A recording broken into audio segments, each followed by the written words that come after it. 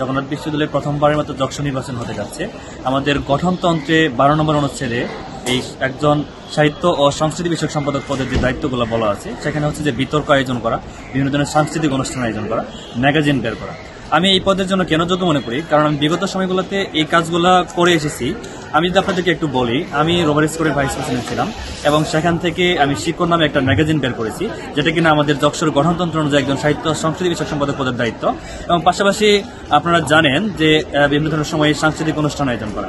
আমাদের রোভার স্কাউটের অন্যতম একটা বিষয় হচ্ছে সেটা হচ্ছে যে রোভার ক্যাম্প, এবং সেখানে অন্যতম একটা গুরুত্বপূর্ণ এজেন্ডা হচ্ছে তাবু জলসা, এবং সেই তাবু জলসায় এবং সাংস্কৃতিক উপকমিটির আহ্বায়কের দায়িত্ব পালন করেছি। সুতরাং আমি বিগত সময়গুলোতে এই ধরনের সামাজিক এবং সাংস্কৃতিক কার্যক্রম করে এসেছি। সুতরাং এই জন্য আমি মনে করি যে আমি এই পদের জন্য যোগ্য, এবং এই কাজগুলো আমি ইতিমধ্যে করে এসেছি এবং আমি চাই যে ভবিষ্যতে এই কাজগুলোকে আরো বেশি সমৃদ্ধ করার জন্য। আমি চেষ্টা করেছি আমাদের জগন্নাথ বিশ্ববিদ্যালয়ের সাহিত্য এবং সাংস্কৃতিক অঙ্গনে যে সমস্যাগুলো রয়েছে সেই সমস্যাগুলোকে চিহ্নিত করে সেগুলো সমাধানের জন্য কি করা দরকার তারই আলোকে আমি আমার ইশতেহারটা সাজিয়েছি।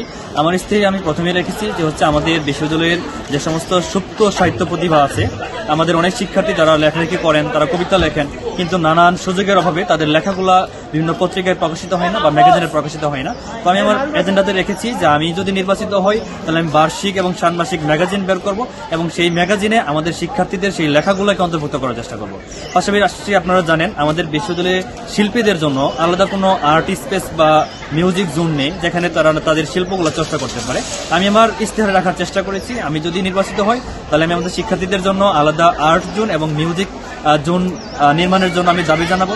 পাশাপাশি আমাদের বিশ্ববিদ্যালয়ের শিক্ষার্থীদের এই সাংস্কৃতিক যে কার্যক্রমগুলো রয়েছে সেগুলো সামাজিক যোগাযোগ মাধ্যমে তুলে ধরার জন্য আমি কাজ করে দেবো, এবং একই সাথে আমাদের বিশ্ববিদ্যালয়ের যে সাহিত্য এবং সাংস্কৃতিক যে ঐতিহ্য রয়েছে সেই ঐতিহ্যগুলো ধারণ করে আমি ডিজিটাল আর্কাইভ তৈরি করার চেষ্টা করব।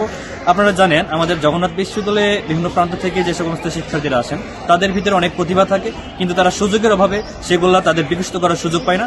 তো আমি চেষ্টা করবো আমাদের যে বিদ্যমান একটা সাংস্কৃতিক কেন্দ্র রয়েছে সেই সাংস্কৃতিক কেন্দ্রকে আরো কিভাবে বিকশিত করা যায়, এবং আমাদের যে সামাজিক যে সংগঠনগুলো রয়েছে সেগুলোকে আরো কিভাবে গতিশীল করা যায়। কারণ আপনারা জানেন আমি অনেকগুলো সংগঠনের কাজ করেছি এবং সেই সংগঠনের কি ধরনের সীমাবদ্ধতাগুলো রয়েছে সেগুলো আমি নিজে ফেস করেছি, এবং আমি জানি কোথায় সংকট এবং সেগুলো সমাধানের জন্য কি করা প্রয়োজন। আমি তারই আলোকে আমি আমার ইস্তারগুলো সাজানোর চেষ্টা করেছি। আমি সেই সমস্যাগুলোকে চিহ্নিত করে আগামীতে সমাধান করে আমাদের জগন্নাথ বিশ্ববিদ্যালয় থেকে যেন একজন জাতীয় পর্যায়ের অভিনেতা, শিল্পী, গায়ক এবং চিত্রশিল্পী তৈরি হয়, আমি সেই বিষয়ে কাজ করে যাবো ইনশাআল্লাহ।